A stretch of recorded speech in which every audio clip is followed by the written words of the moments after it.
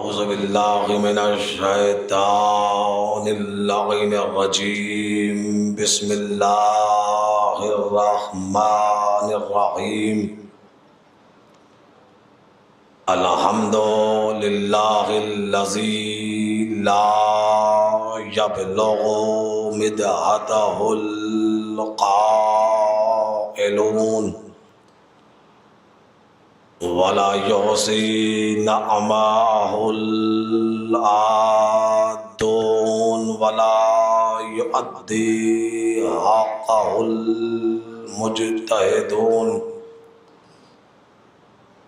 الذي لا يدركه بعد الهمم ولا يناله غوص الفتن فطر الخلائق بقدرته ونشر الرياح برحمته ثم الصلاة والسلام والتحية والإكرام على أصل ما في الوجود سر الله موجود دائرة الوجود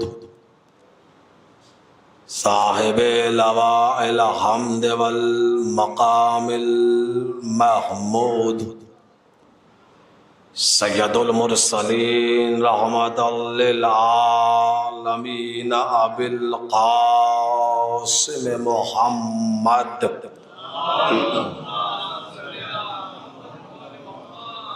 وعلى أهل بيته الطيبين الطاهرين المعصومين المظلومين المنتخبين المنتجبين ولعنة الله على أعدائهم أجمعين من يومنا إلى قيام يوم الدين اما بعد فقد قال اللہ سبحانہ وتعالی فی محکم کتابہ الکریم بسم اللہ الرحمن الرحیم انا اعطیناک الکوثر فصل لربک وانحر انا شانئک هو الابتر صلوات محمد علیہ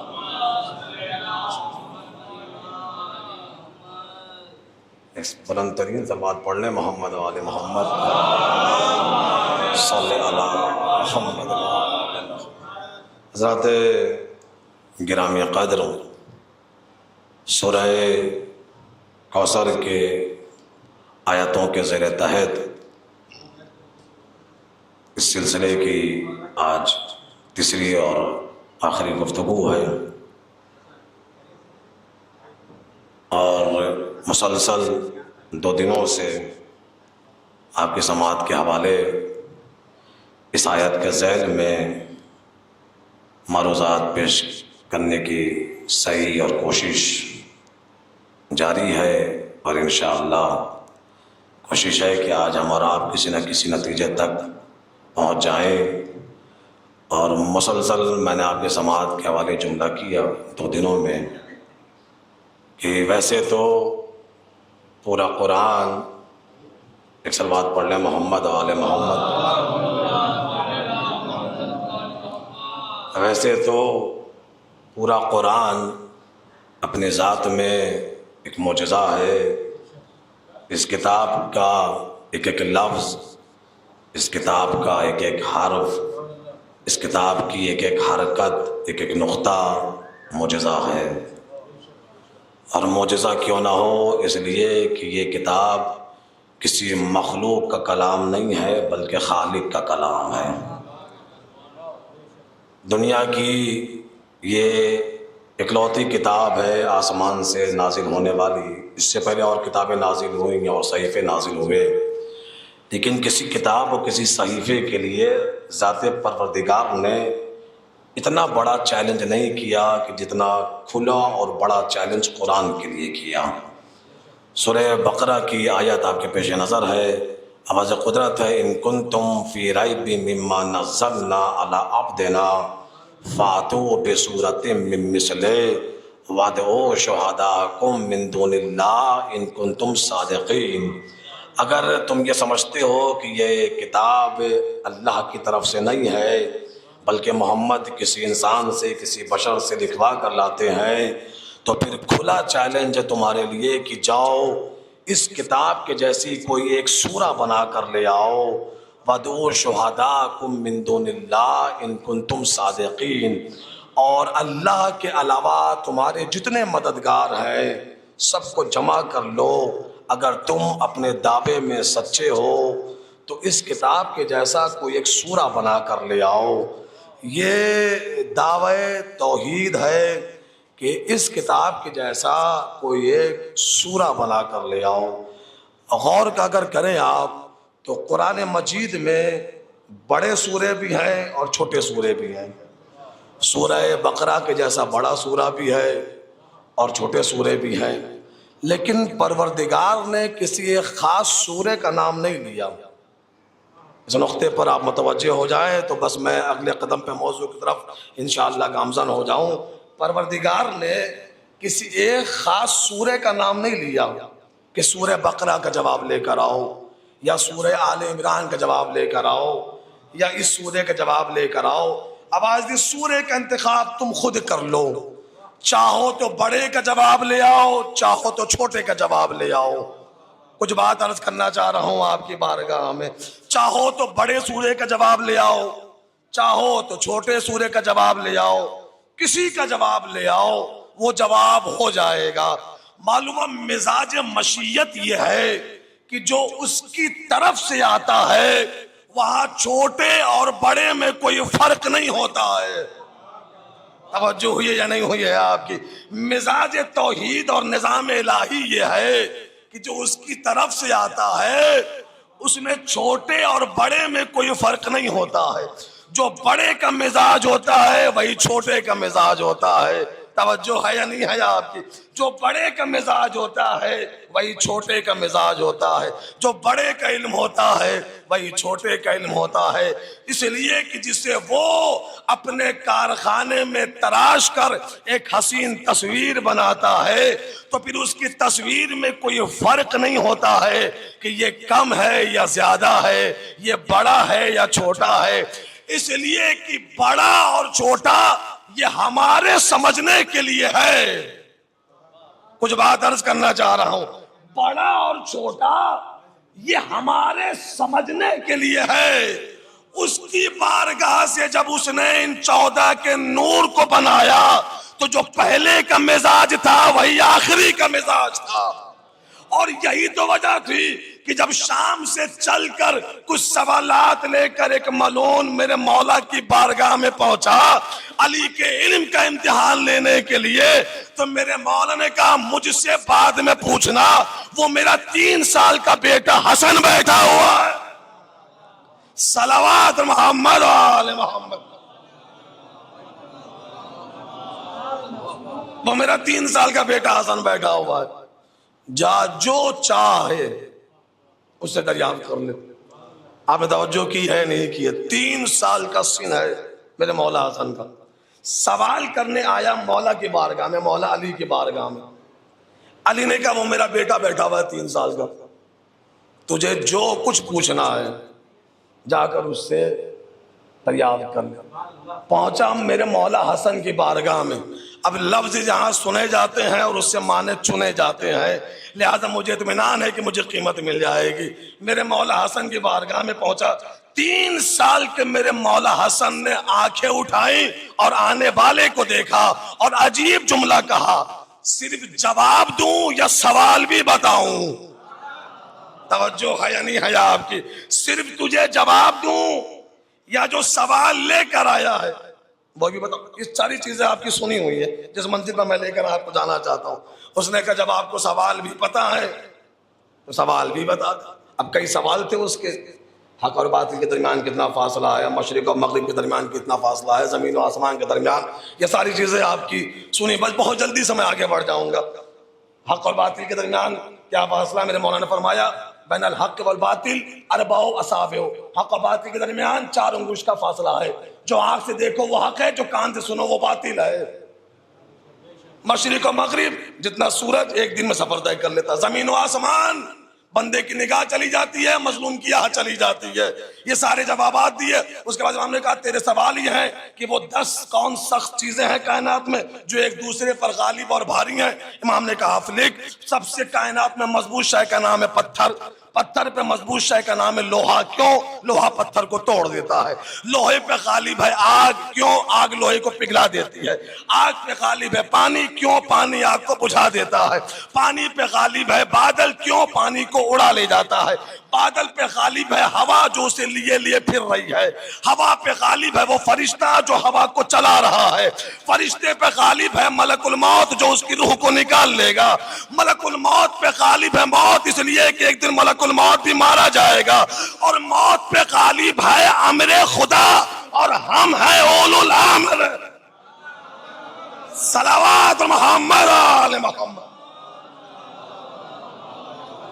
سب سے مضبوط شے ہے امر الہی، اور ہم اولی الامر ہے جو امر پر بھی غالب ہے۔ نہیں میں تو پڑھ چکا ہوں، آپ نے سن لیا ہے، لیکن اس نقطے کی طرف متوجہ ہو جاتے آپ۔ بول کس کے سامنے رہا ہے میرا مولا؟ علی جیسے بادشاہ کے سامنے، خطیب منبر سلونی کی موجودگی میں۔ توجہ ہے یا نہیں ہے آپ کی؟ جس کا خود اپنا یہ دعویٰ ہے کہ آؤ مجھ سے پوچھو میں تمہیں بتاؤں گا کون سی آیت دن میں نازل ہوئی، کون سی آیت رات میں نازل ہوئی، کون سی آیت مکے میں نازل ہوئی، کون سی آیت مدینے میں نازل ہوئی، کون سی آیت سفر میں نازل ہوئی، کون سی آیت وطن میں نازل ہوئی، کون سی آیت محکم ہے، کون سی آیت متشابہ ہے، کس آیت کی تعویل کیا ہے، کس آیت کی تنزیل کیا ہے۔ مجھ سے پوچھو میں علی تمہیں اسرار کائنات بتاؤں گا، میں تمہیں بتاؤں گا زمین کے نیچے کیا ہے، آسمانوں کے پیچھے کیا ہے، فردوس اعلیٰ کے اوپر کیا ہے، جنت کی خلقت کیا ہے، جہنم کی حقیقت کیا ہے، سورج کے چمکنے کا طلسم کیا ہے، چاند کی روشنی کا راز کیا ہے، ستاروں کی زوپاشی کے پیچھے کا راز کیا ہے، ہواؤں کے جاری ہونے کی کیفیت کیا ہے، سمندر پہ بلند ہوتی ہوئی رقیق موجوں کا راز کیا ہے۔ میں تمہیں بتاؤں گا زندہ مردہ کیسے ہوتے ہیں، مردہ زندہ کیسے ہوتے ہیں۔ غیب کی کنجیاں میرے پاس ہے، میں کلمت اللہ ہوں، جنب اللہ ہوں، وجہ اللہ ہوں، نفس اللہ ہوں۔ میں تمہیں بتاؤں گا تم میں سے کتنے اپنے بھائی کا گوشت کھانے والے ہیں، تم میں سے کتنے اپنے باپ کے قبر کے مٹی کے پیالے میں پانی پینے والے ہیں۔ میں تمہیں بتاؤں گا غیب کیا ہے، صعود کیا ہے، موعود کیا ہے، خلا کیا ہے، فضا کیا ہے، فرشتے کیا ہے، انسان کیا ہے، زمین کیا ہے، آسمان کیا ہے۔ اور جب میرا مولا یہ جملہ بول رہا تھا تو ضروری نہیں ہے کہ ہر ضرب سالم رہے، کچھ ضرب چھلک بھی جایا کرتے ہیں۔ کسی کمزور کا ضرب چھلک گیا، کھڑا ہوا، یا علی آپ سے پہلے ایسے دعوے تو کسی نے نہیں کیے۔ میرے مولا نے کہا بیٹھ جا، یہ میں نہیں بول رہا، لعاب رسالت کا اثر بول رہا۔ صلوات محمد آل محمد۔ یہ لعاب رسالت کا اثر ہے۔ تو لعاب رسالت علی کے سینے میں، وہی لعاب رسالت حسن کے سینے میں، جسے محمد نے اپنی زبان چسائی ہو۔ اور خود میں مسلسل 2 دنوں سے آپ کے سماعت کے حوالے کر رہا ہوں، نام حسن رکھا توحید نے، نام حسن اس نے رکھا جو خود جمیل ہے، خود حسین ہے، اس نے حسن نام رکھا علی کے بیٹے کا۔ توجہ کر، اور علی جیسا بادشاہ، یہ ساری چیزیں میں اس لیے بتا رہا ہوں اس لیے کڑی سے کڑی جڑ جائے، اس لیے کہ اگر کسی شخصیت کو سمجھنا ہو تو یہ سمجھو باپ کون ہے اور ماں کون ہے اور خاندان کیسا ہے۔ میں مسلسل آپ کی بارگاہ میں عرض کیے جا رہا ہوں، حسن نام رکھا، اور علی جیسا انسان، علی جیسا بادشاہ، حسن کو زانو پہ بٹھا کر میرا مولا زبان چسا کر پیشانی پہ بوسے لے کر، یہ میرے مولا علی کا جملہ ہے میرے مولا حسن کے لیے. ایک بادشاہ کا جملہ ہے ایک بادشاہ کے لیے، ایک امام کا جملہ ہے آنے والے امام کے لیے، ایک حجت کا جملہ ہے آنے والی حجت کے لیے. حسن کے رخسار پہ بوسہ لے کر علی کا جملہ ہے، آواز دی ان الحسن حسناتی. یہ حسن علی کی نیکیوں کا صلہ ہے. نہ جانے آپ اس جملے پہ متوجہ ہوئے ہیں یا نہیں ہوئے. ان الحسن حسناتی، علی کی نیکی حسن ہے. نہیں، بڑی آسانی سے آپ نے جملہ سن لیا. خدا کسی عام بندے کی نیکی نہیں ہے. جس کی ایک سانس جو شب ہجرت بستر پیغمبر پہ لی تھی، اس ایک سانس کے بدلے روز محشر نہ جانے کتنے گناہگار بخشے جائیں گے. وہ میرا مولا کہہ رہا ہے کہ میری نیکی کا نام حسن ہے. توجہ کر رہے ہیں یا نہیں کر رہے؟ اور آسان کروں آپ کے لیے، جو اپنا ہاتھ یوں کرے اور ثقلین کی عبادت نچھاور ہو جائے، وہ علی کہہ رہا ہے کہ میری نیکی حسن ہے. توجہ ہے. جو خود ہر عمل کی نیکی ہے، جو کائنات میں خود سب سے بڑا نیک ہے، وہ علی کہہ رہا ہے کہ مجھ علی کی نیکی کا نام ان الحسن حسناتی، یہ حسن میری نیکیاں ہیں. توجہ ہے. وہ جو خود روح عبادت ہے، وہ جو خود روح نیکی ہے. کوئی نیکی کر لیجئے، کوئی عبادت کر لیجئے، اس میں علی نہ ہو تو پھر وہ کثرت ہے، عبادت نہیں ہے. نہیں، بات میں اپنی طرف سے نہیں کر رہا ہوں سرکار. حدیث پیغمبر میری نظروں کے سامنے ہے، میرے نبی کی حدیث ہے، پیغمبر کا جملہ ہے. میں نے کہا نا، ہر نیکی کی روح، ہر عبادت کی روح کا نام ہے علی ابن ابی طالب. یہ نہ ہو چاہے جتنی عبادت ہو، قابل قبول ہی نہیں ہے. اپنی طرف سے کہوں تو میں مجرم ہوں، اور اگر پیغمبر نے کہا ہو تو پھر بات میں وزن ہونی چاہیے. اور اگر پیغمبر کوئی بات کرنے سے پہلے قسم کھائے، میرا نبی اگر کسی بات سے پہلے قسم کھائے تو وہ بات کتنی وزنی ہوگی. قسم کھایا میرے نبی نے، آواز دی فوالذی نفس محمد بیدہ، قسم اس ذات کی جس کے قبضے قدرت میں مجھ محمد کی جان ہے.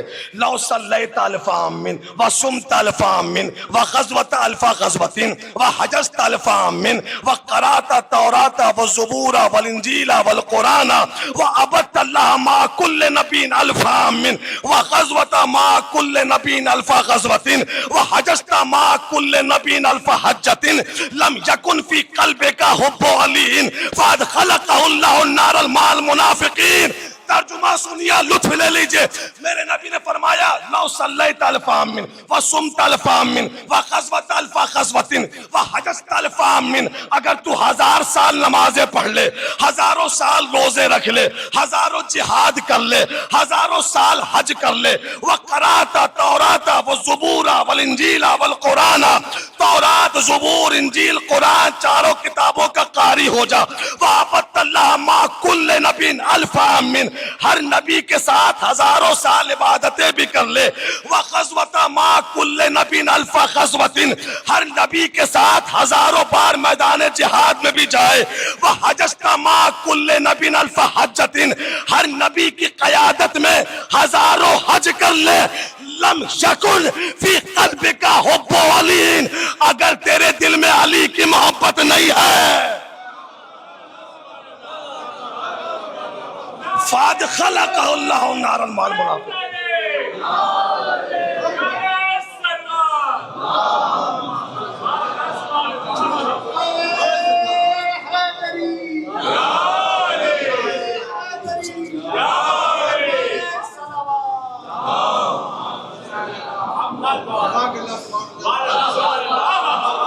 لم یکن فی قلبک حب علی، اگر تیرے دل میں علی کی محبت نہیں، فَأَدْخَلَكَهُ اللَّهُ النَّارَ مَعَ الْمُنَافِقِينَ، اللہ تجھے منافقین کے ساتھ جہنم میں ڈالے گا۔ نہیں، آپ نے داد دی ہے، شکر گزار ہوں آپ کا، لیکن نتیجہ اگلے سینے پر ہے۔ اتنا بڑا عابد، ہزاروں سال کا نمازی، ہزاروں سال کا روزہ دار، ہزاروں میدان جہاد کا غازی، نبیوں کے ساتھ حج کرنے والا حاجی، چاروں کتاب کا قاری، میدان جہاد کا غازی، نبیوں کے ساتھ ہزاروں سال عبادتیں کرنے والا عابد علی نہیں تو جہنم میں جائے گا۔ وجہ کیا ہے؟ وجہ یہ ہے کہ پیغمبر نے فرمایا حب علی روح العبادہ، علی کی محبت روح عبادت ہے، علی کی محبت روح عبادت ہے۔ جسم میں روح نہ ہو تو جسم مردہ ہے، عبادت میں علی نہ ہو تو عبادت مردہ ہے۔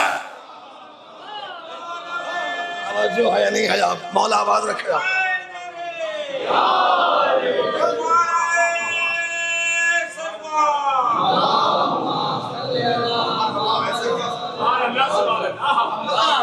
جو خود روح عبادت ہے وہ کہہ رہا ہے میری نیکی کا نام حسن ہے۔ اندازہ ہو رہا ہے یا نہیں ہو رہا ہے آپ؟ جو خود روح عبادت ہے، روح بھائی جتنی بھی عبادتیں ہیں وہ جسم ہیں، روح عبادت علی ہے۔ اسی لیے پیغمبر نے فرمایا الصلاۃ معراج المومن، نماز مومن کی معراج ہے۔ اب پڑھے لکھے لوگ بیٹھے ہوئے ہیں، اس نزاکت کو سمجھیں گے۔ نماز مومن کے لیے معراج ہے، نماز معراج نہیں ہے، مومن کی نماز معراج ہے۔ توجہ ہے یا نہیں ہے آپ کی؟ نماز معراج نہیں ہے، مومن کی نماز معراج ہے۔ اس لیے کہ اگر علی نہ ہو تو پھر وہ کثرت ہے، نماز نہیں۔ محبت علی نہ ہو تو فاقہ ہے، روزہ نہیں ہے۔ دل میں علی کی محبت نہ ہو تو چکر ہے، طواف نہیں ہے۔ اگر عبادتوں کو عروج پہنچانا ہے تو پھر ضروری ہے کہ محبت علی ہو۔ جو خود روح عبادت ہے اس علی کی نیکی کا نام حسن ہے۔ میں کچھ بھی نہ پڑھوں تو یہی ایک جملہ کافی تھا، خدا کی قسم۔ جو خود روح عبادت ہے اس علی کی نیکی کا نام، جس کی نیکیوں کو فرشتے شمار نہ کر سکیں کہ اس کی نیکیاں کیا ہوگی، اس علی کی نیکیوں کے مجموعے کا نام حسن ابن علی ہے۔ نہ جانے میرا مولا کیا ہوگا جو علی جیسے بادشاہ کی نیکیوں کا مجموعہ ہوگا۔ توجہ ہے یا نہیں ہے آپ کی؟ اور پہلی مجلس میں نے آپ کے سماعت کے حوالے کیا تھا کہ اس امام کی قیادت کے دنیا کیا مقابلہ کرے کہ جس کی قیادت میں علی جیسے عابد نے نماز پڑھی ہو۔ توجہ ہے یا نہیں ہے آپ کی؟ جب سر پر ضربت لگی تو امام حسن آگے بڑھے اور نماز مکمل کرائی۔ جس کی قیادت میں علی جیسے بادشاہ نے نماز ادا کی ہو، اس حسن کی فضیلت کی کیا انتہا ہوگی۔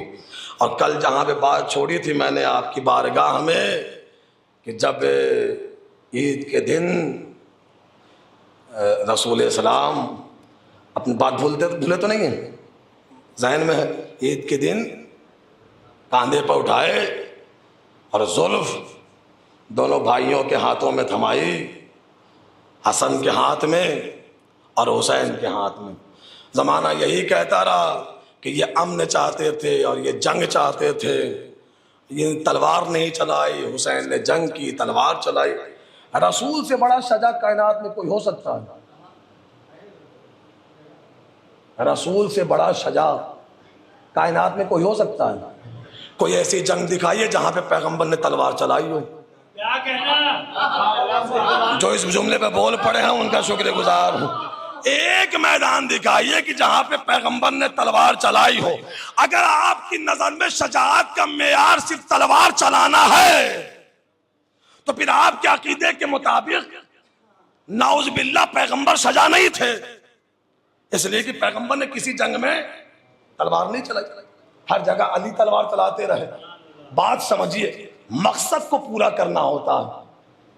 ایک کام پیغمبر کر رہے تھے، ایک کام علی کر رہے تھے. توجہ ہے یا نہیں ہے آپ کی؟ ایک کام پیغمبر کر رہے تھے، ایک کام علی کر رہے تھے. دونوں وراثتیں منتقل ہوئیں، ایک کام حسن کر رہے تھے، ایک کام حسین کر رہے تھے. صلوات محمد آل محمد.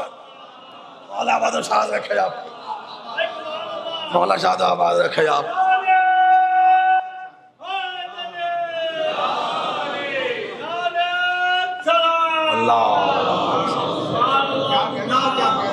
اب دیکھیے، صرف اکلوتی جگہ ہے یہ فرش عزا جہاں پہ بول بول کر آگے بلایا جاتا ہے.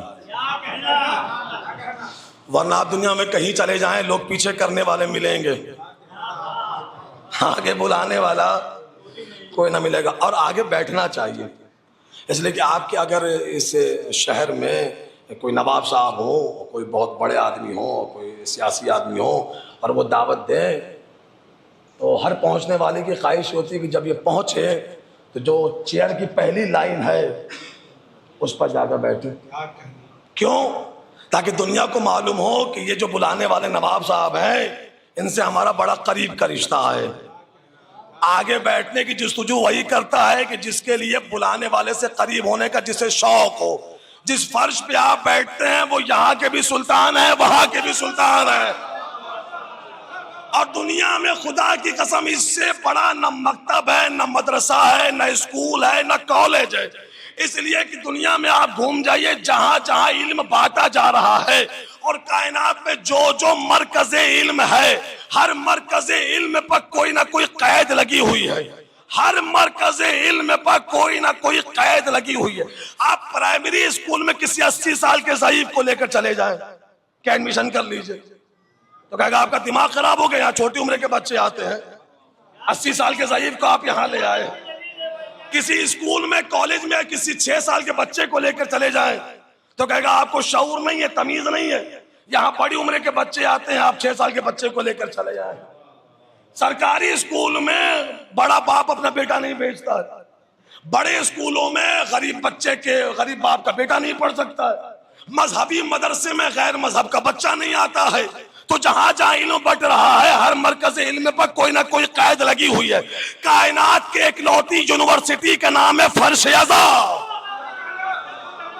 جہاں جو چاہے وہ آ جائے. بچہ ہو، جوان ہو، بوڑھا ہو، امیر ہو، غریب ہو، اپنا ہو، پرایا ہو، یہاں آنے کی کوئی قید نہیں ہے. بس ایک شرط ہے کہ حریت مزاج ہونا چاہیے. جو ہے یا نہیں ہے یار؟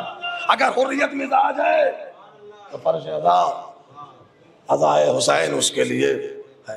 تو جو دوش رسالت کا سوار ہو وہ ہے حسن ابن علی، جو زلف رسالت کو مہار بنا کر پکڑے تھا.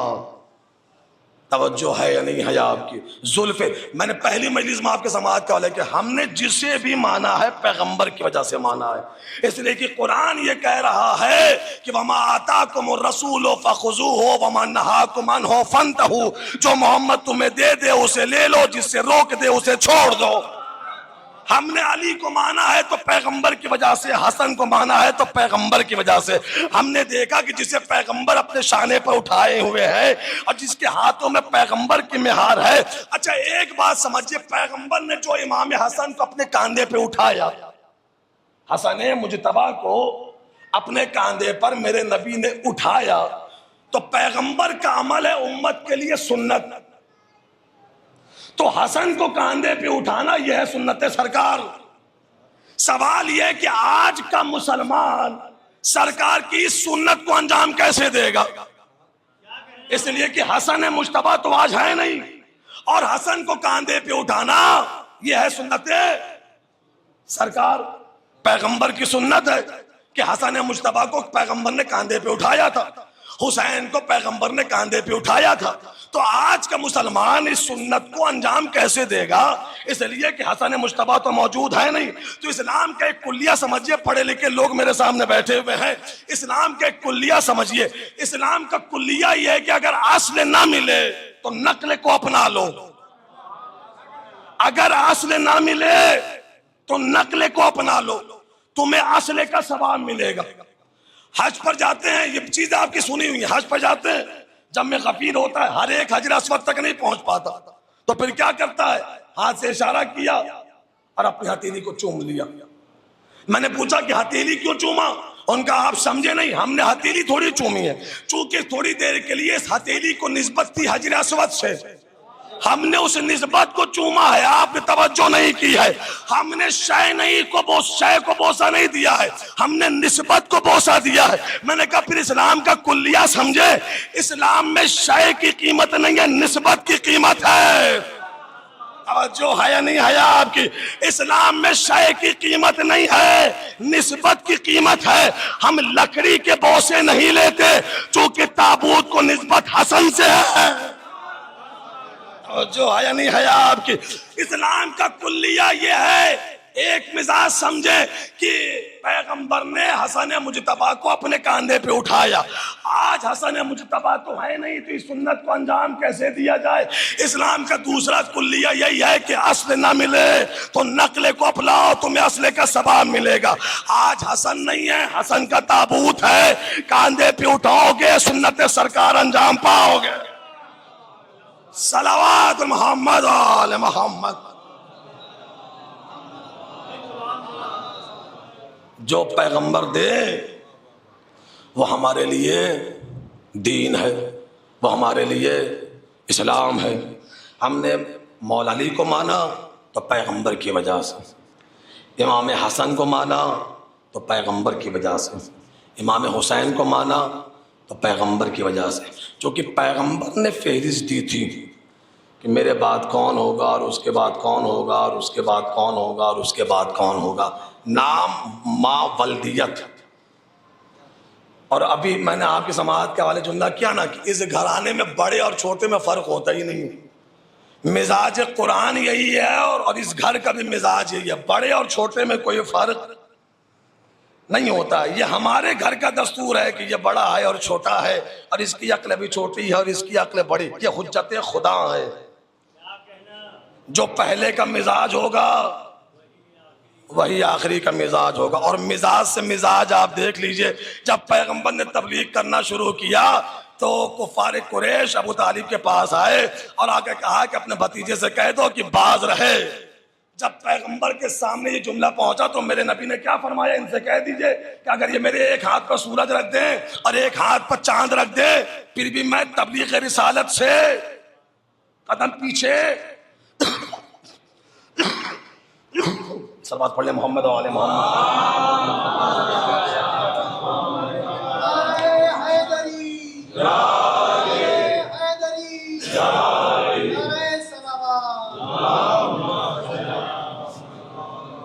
اگر ایک ہاتھ پہ سورج ایک ہاتھ پہ چاند رکھ دے پھر بھی میں ذمہ داری رسالت کو ترک نہیں کروں گا.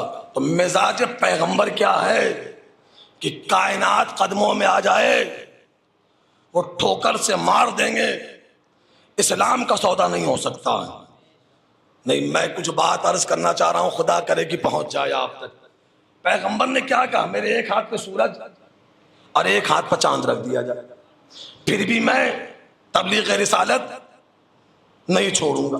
یعنی مزاج پیغمبر کیا ہے کہ دنیا کا خزانہ میرے قدموں میں ڈال دیا جائے، ٹھوکر مار دوں گا، اسلام کا سودا نہیں کروں گا. توجہ کیجئے گا خدا کے لیے، ٹھوکر مار دوں گا، اسلام کا سودا نہیں کروں گا. تو جو پیغمبر کا جانشین ہوگا وہ تخت کے لیے کبھی سودا اسلام نہیں کرے گا. توجہ کیجئے گا. اس لیے کہ مزاج پیغمبر یہ ہے کہ ایک ہاتھ پہ سورج ایک ہاتھ پہ چاند رکھ دیا جائے، تبلیغ رسالت نہیں چھوڑوں گا. کائنات کے خزانے میرے قدموں میں ڈال دو، ٹھوکر مار دوں گا، اسلام کا شریعت کا سودا نہیں کروں گا. اور یہی مزاج علی کا نظر آیا کہ جب علی اپنی نالین کو ٹانکے لگا رہے تھے اور عبداللہ ابن عباس آ گئے اور کہا یا علی وہ تخت پہ بیٹھنے والے اور آپ بیٹھ کر نالین میں ٹانکے لگا رہے ہیں, تو میرے مولا نے عجیب جملہ کہا, ابن عباس تمہاری نظر میں اس جوتی کی کیا قیمت ہے؟ ابن عباس نے کہا مولا کوئی خریدے گا بھی نہیں, اتنے پیون لگے ہوئے ہیں. علی نے کہا ابن عباس میری نظر میں یہ پوری کائنات علی کے اس جوتی کے برابر بھی نہیں ہے. توجہ ہے یا نہیں ہے؟ آپ مولا آباد و شاد رکھے. آپ کو کسی منزل پر لے کر آنا چاہ رہا ہوں. مزاج دیکھ رہے آپ, جو پیغمبر کا مزاج تھا وہی علی کا مزاج, کہ حکومت کے لیے شریعت کا سودا نہیں کروں گا, اس جوتی کے برابر بھی کائنات کو نہیں سمجھتا ہوں. اور اب تیسری کڑی کا نام ہے میرا مولا حسن. جب دربار شام میں پہنچا اور کسی نے سوچا کہ دنیا کی نعمتیں دے کر علی کے لال کو مرغوب کر سکوں, خراج شام حسن کی خدمت میں پیش کیا. ایک خادم نے نالین لا کر حسن کی خدمت میں دی. حسن نے نالین میں پاؤں ڈالا, آواز دی جتنی قیمت تو نے دی تھی میں نے اسے دے دی. جو ہے یا نہیں ہے؟ آپ صلوات محمد آل محمد. مولا بادو شاہ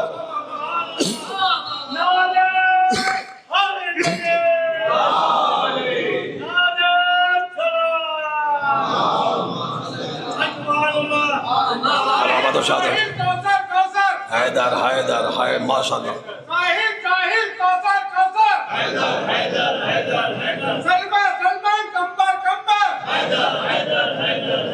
جس کی ولادت کعبے کے اندر کون بنا تھا مادہ پیمبر, کون بنا تھا مادہ پیمبر, حیدر حیدر حیدر حیدر, کون بنا جبریل کا ٹیچر, حیدر حیدر حیدر حیدر, عباس کا بابا خطیب عباس کا بابا خطیب حیدر حیدر حیدر حیدر, کون بنا تھا مادہ پیمبر, حیدر حیدر, جس کی جوزہ سب سے بہتر, نعرہ حیدری, نعرہ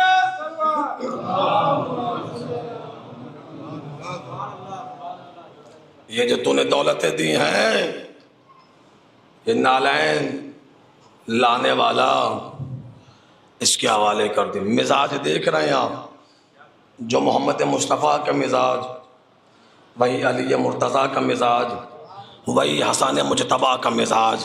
اب بس ایک مزاج دوں اور آگے بڑھ جاؤں. جو محمد مصطفیٰ کا مزاج, بیٹا اپنے باپ کا وارث ہوتا ہے. یہ وہ گھرانہ ہے کہ جو وارث میں دولت نہیں چھوڑتے, مزاج چھوڑتے ہیں. توجہ ہے یعنی یہ وہ گھرانہ ہے جو مزاجوں کے وارث ہوتے ہیں. یہ وہ گھرانہ ہے جو مزاج کے وارث ہوتے ہیں, مزاج کے وارث ہوتے ہیں. محمد کے مزاج کے وارث کا نام ہے علی, علی کے مزاج کا وارث کا نام ہے حسن, حسن کے مزاج کے وارث کا نام ہے قاسم ابن حسن. جب 13 سال کا بچہ میدان کربلا میں پہنچا اور 2 لاکھ کا لشکر تلواریں کھینچے ہوئے کھڑا تھا اور ہر طرف موت پہرا دے رہی تھی اور کہیں سے فرار کا راستہ نہیں تھا, یا جنگ کرتے کرتے حسن کے بیٹے کے جوتے کا تسمہ ٹوٹا. لشکر سے بھرے ہوئے میدان میں 13 سال کے بچے نے گھوڑے سے نیچے قدم رکھا, اپنے تسمے کو صحیح کرنا شروع کیا. آپ نے توجہ ہی نہیں کی. قاسم میدان جنگ میں جہاں تلوار پہ تلوار, نیزے پہ نیزہ, تیر پر تیر چل رہی ہے, 13 سال کے بچے کا تسمہ ٹوٹا. گھوڑے سے اتر کر چلتی ہوئی تلواروں کے میدان میں قاسم نے جوتیاں ٹھیک کرنی شروع کر دی. حسن کا لال بتا رہا تھا کہ میں بھی اپنے باپ کے مزاج کا وارث ہوں. تمہیں گمان ہے کہ تم 2 لاکھ ہو, میری نظر میں تم 2 لاکھ کا لشکر قاسم کے جوتی کے برابر بھی نہیں. مولا آباد و شاد رکھے آپ, خدا آباد و شاد رکھے آپ, مولا آباد و شاد رکھے آپ, مولا آباد و شاد رکھے آپ, خدا آباد و شاد رکھے آپ, مولا آباد و شاد رکھے آپ. علی مولا, علی مولا, ہر ایک میزان کے تولا, علی مولا, علی مولا, وہی پہلا, وہی پہلا, علی مولا, علی مولا, نعرہ حیدری, نعرہ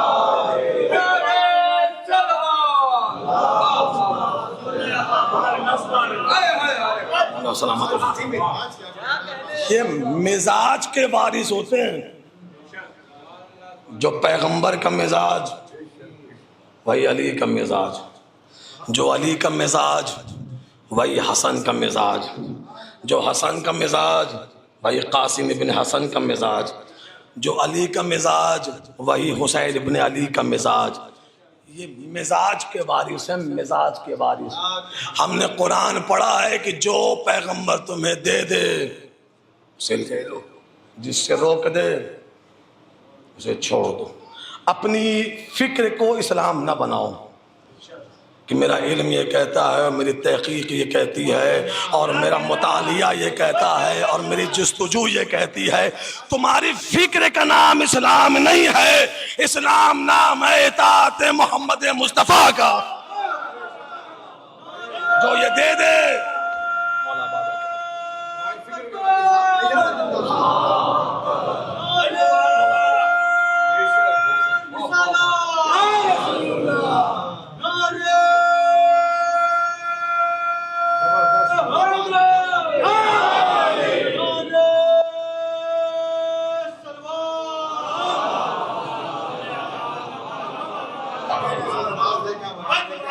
آپ کی فکر کا نام اسلام نہیں ہے، اسلام نام ہے اطاعت محمد مصطفیٰ کا۔ جو یہ دے دے اسے لے لو، جس سے روک دے اسے چھوڑ دو۔ محمد نے علی دیا، ہم نے لے لیا۔ پیغمبر نے حسن دیا، ہم نے لے لیا۔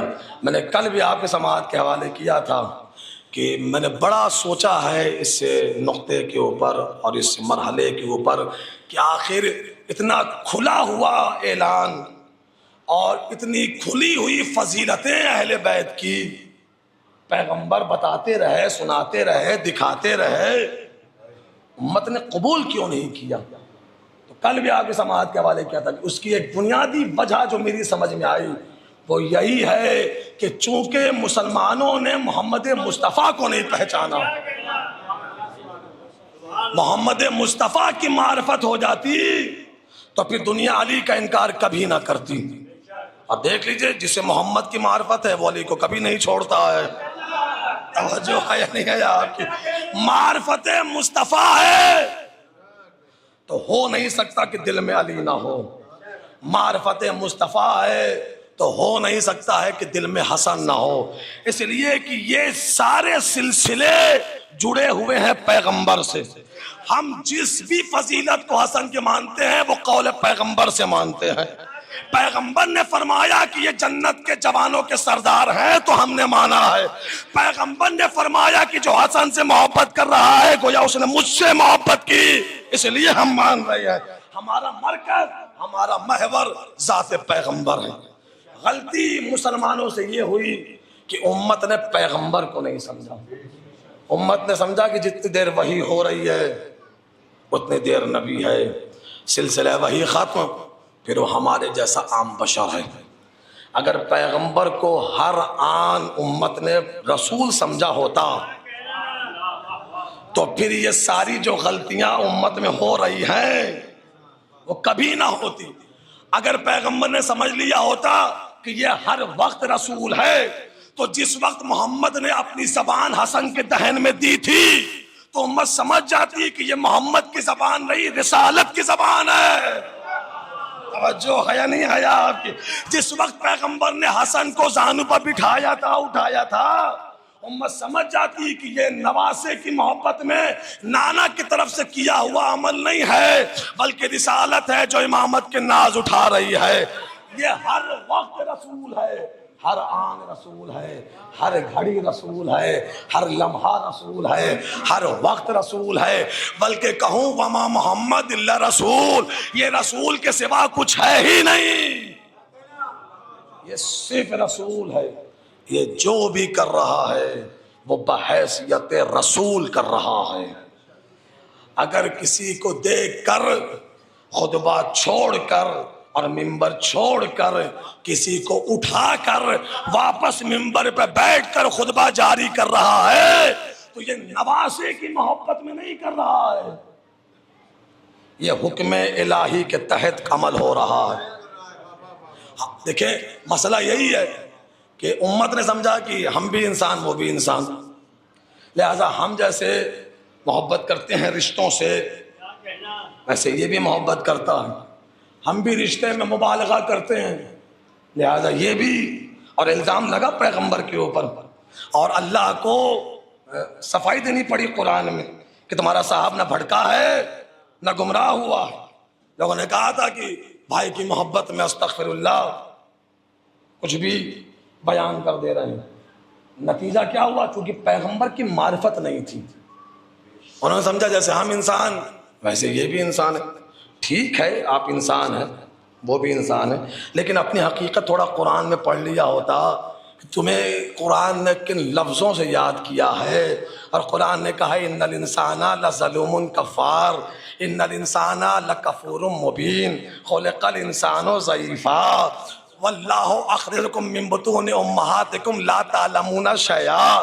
تمہاری اوقات اور حقیقت یہ ہے کہ جب تم تو پہلے دنیا میں آئے تو بالکل جاہل تھے اور تمہارے پاس کسی شے کا علم نہیں تھا، اور برابری اس پیغمبر سے کر رہے ہو کہ جس کے جسم کے حصے کے قصیدے کا نام قرآن ہے، جس کے جسم کے قصیدے کا نام قرآن ہے۔ کاش کہ مسلمانوں نے قرآن کو غور سے پڑھا ہوتا تو اسے جسم محمد کا قصیدہ قرآن میں نظر آتا۔ اللہ نے اس کے نفس کو دیکھا، آواز دی لا تکلف الا نفسک، اس کے سر کو دیکھا، آواز دی یا ایھا المدثر، اس کی زلفوں کو دیکھا، آواز دی واللیل اذا سجا، اس کی آنکھوں کو دیکھا، آواز دی ولا تمدن عینک، اس کی بصارت کو دیکھا، آواز دی ما زاغ البصر، اس کے کانوں کو دیکھا، آواز دی وَيَقُولُونَ هُوَ أُذُنٌ، اس کی زبان کو دیکھا، آواز دی فَإِنَّمَا يَسَّرْنَاهُ بِلِسَانِكَ، اس کی آواز کو دیکھا، قصیدہ پڑھا فوق صوت النبی، اس کے ہاتھوں کو دیکھا، آواز دی وَلَا تَجَلْ يَدَكَ، اس کے سینے کو دیکھا، آواز دی أَلَمْ نَشْرَحْ لَكَ صَدْرَكَ، اس کی پشت کو دیکھا، آواز دی أَنقَضَ ظَهْرَكَ، اس کے پاؤں کو دیکھا، اس کے پاؤں کو دیکھا، آواز دی تاہا ما انزلنا الیک القرآن لتشقی، میرے نبی کو سمجھو جو عرش پہ رسول اللہ ہے، کرسی پہ نبی اللہ ہے، باب جنت پہ خیرت اللہ ہے، لوائے ہم پہ صفت اللہ ہے، جو قمر پہ قمر الاقمار ہے، شمس پر نور الانوار ہے، زبور میں قالیتا ہے، انجیل میں تاب ہے، صحف ابراہیم میں موت ہے، صحف ادریس میں پہلا عیل ہے، جو پہلے آسمان پہ مرتضیٰ ہے، دوسرے آسمان پہ مجتبیٰ ہے، تیسرے آسمان پہ مصطفیٰ ہے، چوتھے آسمان پہ مزکی ہے، پانچویں آسمان پہ منتجب ہے، چھٹے آسمان پہ مطہر ہے، ساتویں آسمان پہ حبیب ہے، وہ اعلیٰ ہے، ہم ادنا ہے، وہ افضل ہے، ہم مفضول ہے، وہ قائد ہے، ہم مقتدی ہے، وہ ہادی ہے، ہم مہتدی ہے۔ ہماری یہ اوقات ہے کہ ہم چلتے چلتے اس کے دروازے پر رک جاتے ہیں، یہ چلنا شروع کرے قاب قوسین پیچھے رہ جاتا۔ پڑھے لکھے لوگ بیٹھے ہوئے میرے سامنے، ہم دنیا میں آئے تو روتے ہوئے آتے ہیں، یہ آئے تو تسبیح کرتا ہوا آتا ہے، ہم غسل کرے تو پاک ہوتے ہیں، یہ غسل کا پانی بہا دے فرشتے تبرک بنا کر عرش پر لے جاتے، ہمارے جسم سے پسینہ نکلے تو بدبو دیتا ہے، یہ اپنے پسینے کے قطرات دے، کسی قطرے سے آدم بن جائے، کسی قطرے سے نوح بن جائے، کسی قطرے سے ابراہیم بن جائے۔ نا مجلس تمام ہو گئی، گفتگو سمٹ گئی، یہ جملہ اگر آپ کی سمجھ میں آ گیا تو سال بھر تک جملے کے نشے میں رہیں گے۔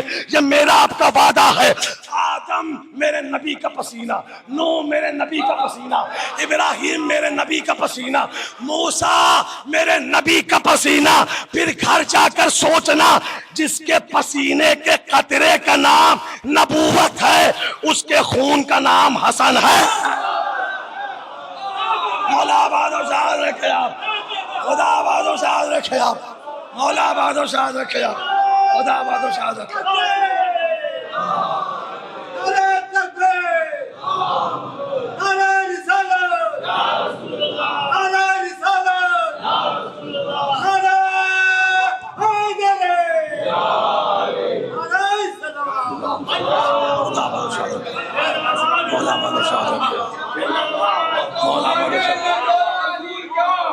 فرمان آدمی مانے میں جو رسول کا فرمان آدمی در در بھٹک رہے مسلمان آدمی، اور جن کے سر پہ سایہ شیطان آدمی، اور پہ نہیں ہے ٹھیک سے قرآن آدمی، نعرہ حق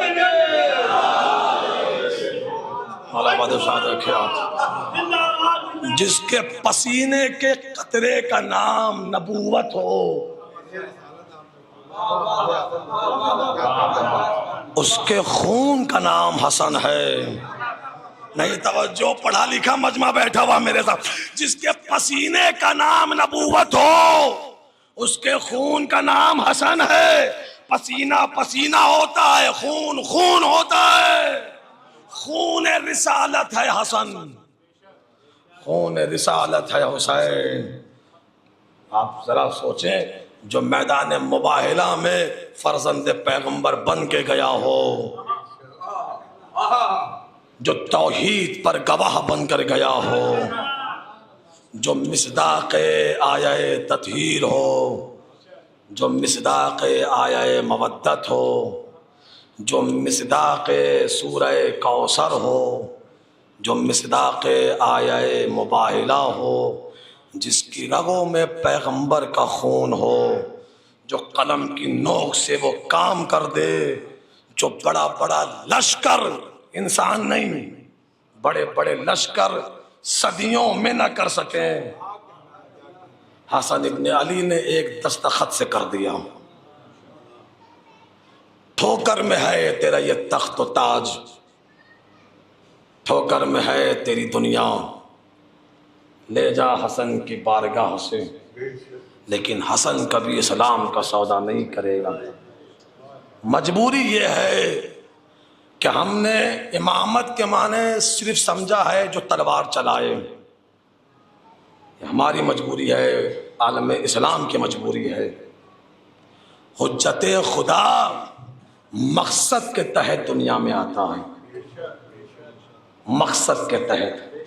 اب وہ مقصد جس راستے سے پورا ہو جائے، حجت کا کام ہے اس مقصد کو پورا کر کے گزرے۔ حسن ابن علی نے جو قلم کی نوک سے مقصد اسلام کو بچایا ہے، وہ کائنات میں بڑے سے بڑا سورما نہ کر سکا جو حسن ابن علی نے کیا۔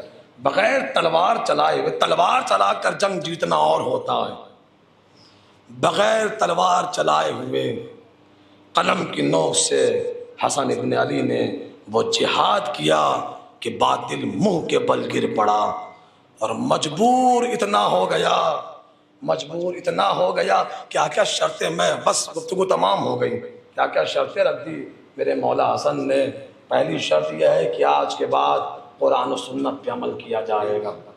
یہ شرط نہیں تھی، فرعون شام کے چہرے سے نقاب ہٹائی جا رہی تھی کہ اس کا مطلب یہی ہے کہ آج کے پہلے نہ قرآن پہ عمل ہوتا تھا نہ سنت پیغمبر پہ عمل ہوتا تھا، ورنہ یہ شرط لکھنے کی کیا ضرورت تھی کہ آج کے بعد قرآن اور سنت پہ عمل کیا جائے گا۔ آج کے بعد منبر سے علی کے اوپر تہمتیں نہیں لگائی جائیں گی۔ اس کا مطلب یہ سارے عمل ہو رہے تھے، حسن نے قلم کی نوک سے وہ جہاد جیتا ہے کہ روح پیغمبر نے بھی مبارکباد دی ہوگی، مرحبا میرے لال، تو نے میرے بیٹے ہونے کا حق ادا کر دیا ہے۔ بعزیزان گرامی، گفتگو تمام ہو گئی، منزلیں ختم ہو گئی، زندگی رہی تو پھر انشاءاللہ کسی منزل پر آپ سے ملاقات ہوگی۔ آج تو صرف اور صرف اتنا سمجھ لیں کہ جو خون محمد تھا، جس کی رگوں میں محمد کا خون تھا، جو علی کا لال تھا، جسے فاطمہ نے چکیاں پیس پیس کر پالا تھا، خدا کی قسم میں نے کل بھی آپ کی سماعت کے حوالے جملہ کیا کہ جنازہ تو ہر گھر سے نکلتا ہے، موتیں تو ہر گھر میں ہوتی ہیں، لیکن امت نے نہ جانے اس گھرانے کے ساتھ کیسا سلوک کیا کہ جب بھی اس گھر سے کوئی جنازہ نکلا، وہ جنازہ اپنے آپ میں ایک تاریخ بن گیا ہے۔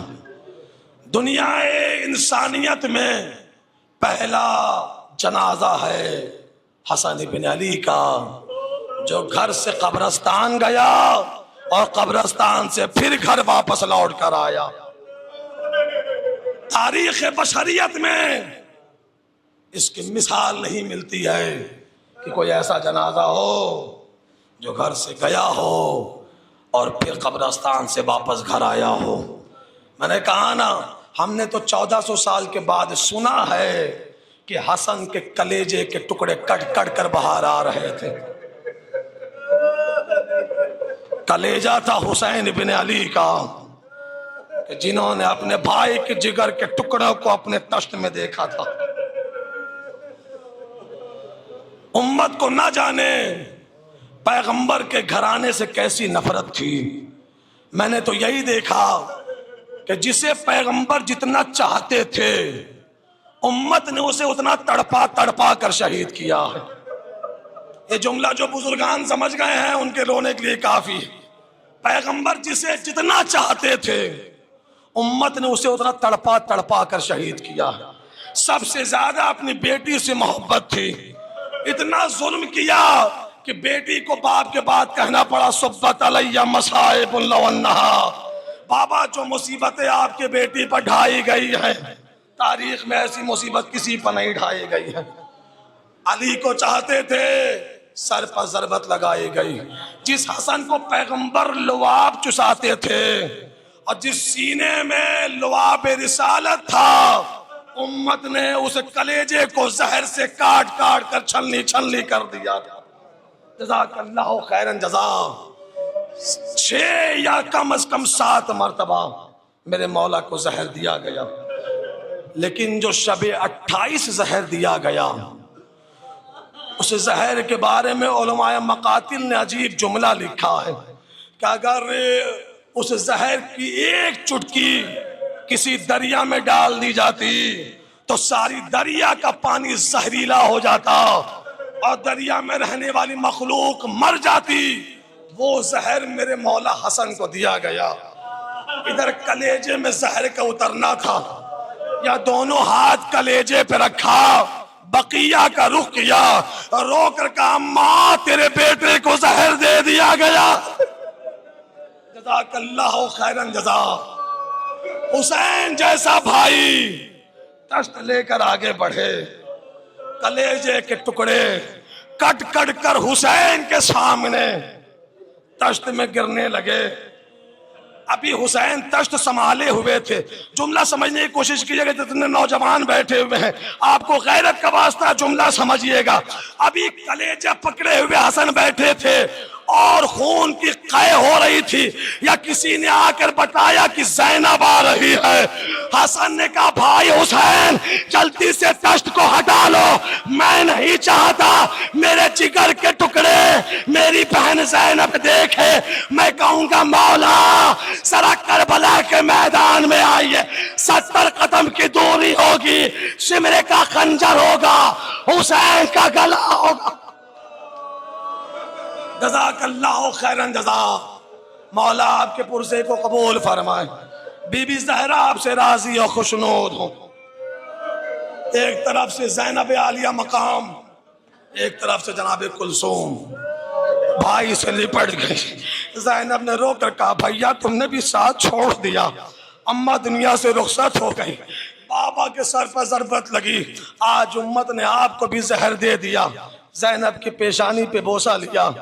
اللہ جانے کیا خیال آیا میرے مولا حسن کو. جیسی پیشانی پہ بوسہ لیا میرے مولا حسن نے اپنے سر کو دیوار پہ مارا. میری سمجھ میں تو یہی آیا شاید یہی خیال آیا ہوگا کہ جس پیشانی پہ آج میں بوسے لے رہا ہوں کل میری یہی بہن ہوگی بے مقنا و چادر شرابیوں کے دربار میں پھرائی جائے. جزاک اللہ خیرن جزا. سارے عزیز جمع ہو گئے. حسین زینب کلثوم فروہ سارے جمع ہو گئے. ایک مرتبہ میرے مولا حسن نے نظریں اٹھائی. ہر ایک کے چہرے کو دیکھا. جملہ سمجھنے کی کوشش کر لیجئے گا. ہر ایک کے چہرے کو دیکھا. اشارے سے حسین کو قریب بلایا. آواز دی حسین سارے نظر آ رہے ہیں میرا بھائی عباس کہیں نظر نہیں آ رہا ہے. جملہ سمجھ گئے تو رونے کے لیے کافی ہے. حسین حجرے سے باہر نکلے تو عجیب منظر دیکھا. عباس دونوں ہاتھ جوڑے ہوئے زانوں پہ رکھے ہوئے سر رکھے ہوئے زارو قطار رو رہے ہیں. شاید یہ سوچ رہے ہو عباس تیری زندگی کا کیا فائدہ، میں بھی زندہ رہا، حسن کو زہر بھی دے دیا۔ جزاک اللہ خیرن جزا۔ سارے جمعوں کے بس آخری جملہ گفتگو سمٹ گئی۔ حسن نے وصیتیں کرنی شروع کی، بھیا مجھے غسل دینا، مجھے کفن دینا، میرے جنازے کو اٹھانا، نانا کے پہلو میں دفن کر دینا، لیکن ہاں حسین اگر امت جنگ کرنے پہ آمادہ ہو جائے تو خدا کے لیے تلوار نہ اٹھانا، مجھے ماں کے پہلو میں دفنا دینا۔ میں حسین نہیں چاہتا، حسن نہیں چاہتا میرے نانا کا مدینہ خوریزی اور فساد کی جگہ بن جائے۔ وصیتیں کر دی، یا موت کی ہچکی آنے لگی، ہر ایک نے رونا شروع کیا، یا حسین کی آنکھوں سے بھی آنسو گرے۔ حسن نے حسین کو قریب بلایا، اپنے کلیجے سے لگایا، رو کر کہا حسین سارے رو لے تم نہ رونا، سارے رو لے تم نہ رونا، اس لیے کہ آج مجھ پر رونے کے لیے سارے موجود ہیں۔ ایک وقت آئے گا 3 دن کا بھوکا پیاسا کربلا کے میدان۔ جزاک اللہ خیرن جزا۔ حاضران گرامی گفتگو سمٹ گئی، غسل دیا، کفن پہنایا، جنازہ تیار ہوا، حسین بھائی کا جنازہ لے کر نکلے۔ زینب نے روتی ہوئی آنکھوں کے ساتھ اپنے بھائی کو سلام آخر کیا، لیکن دنیا نے نہ جانے کیسا ظلم کیا۔ ابھی مزار رسالت کے قریب پہنچے تھے، یا ایک ملونہ نے کہا نہیں میں دفن نہیں ہونے دوں گی۔ بس گفتگو سمٹ گئی، چلے کمان میں تیر جوڑے گئے، تیروں کی بوچھار ہوئی، کوئی تیر حسن کے پہلو میں لگا، کوئی تیر حسن کے سینے پہ لگا، کوئی تیر حسن کے گلے میں لگا، کوئی تیر حسن کے رخسار پہ لگا، 70 تیر جنازے میں لگے۔ گفتگو سمٹ گئی، حسین تیروں سے چھدا ہوا جنازہ واپس لے کر گھر آئے۔ زینب نے غور سے اپنے بھائی کے لاشے کو دیکھا، حسین کے قریب آئی، آواز دی بھیا یہ امت نے دستور کب سے بنا دیا کہ جنازے کا تیروں سے استقبال کر رہا ہے۔ آخری جملہ گفتگو سمٹ گئی، حسین حسن کے جنازے کے قریب پہنچے، ایک طرف زینب عالیہ مقام پہنچی۔ یہ بات گھر جا کر بہنوں سے پوچھئے گا، بھائی کے ہاتھ میں چھوٹا سا زخم آ جائے نا، بہن اس بھائی کے زخم پر پٹی نہیں باندھ سکتی ہے کہ بھیا مجھ سے یہ نہیں ہو سکے گا۔ کلیجہ کا تھا میری شہزادی زینب کا، ایک تیر حسین نکالتے ہیں، ایک تیر زینب نکالتی ہے، ایک تیر حسین نکالتے ہیں، ایک تیر زینب عالیہ نکالتی ہے۔ یا آخری تیر جس وقت حسین نکال رہے تھے، زینب نے عجیب منظر دیکھا، تیر کے ساتھ حسن کی شہرگیں بھی تیر کے ساتھ باہر آ رہی تھی۔ باقی کا رخ کیا، آواز دی اماں آپ کے بعد آپ کے لال پہ یہ ظلم ہوا، زہر سے بھی شہید کیا گیا، لاشے پر تیر بھی چلائے گئے۔